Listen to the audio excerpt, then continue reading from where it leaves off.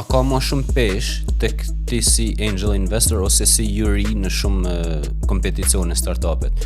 A ka ma shumë pesh një ide shumë e bukur, shumë e mirë, apo një MVP? A duhet ta kemi një stereotip, një model të idesë teme?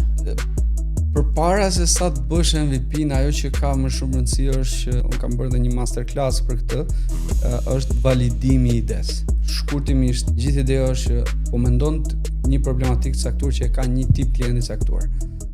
Duhet të shkosh dhe të flasësh me klientin. Dil nga zyra, merr në telefon, çfarëdo që duhet të bësh, duhet të përballesh me klientin. Dhe ta pyesësh, unë mendoj se ky është problemi. A e ke ti këtë problem apo jo?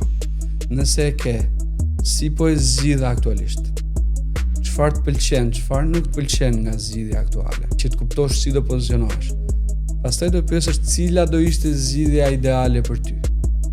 Tu do kuptosh se si duhet të jetë MVP-ja, se s'mund ta ndërtosh dhe s'duhet ta ndërtosh MVP-n sipas mendjes tënde. Pyetja më e fundit dhe më e rëndësishme është: nëse unë arrit të ndërtoj këtë produkt ideal për ty, a do ishe gatshëm të paguaje dhe sa?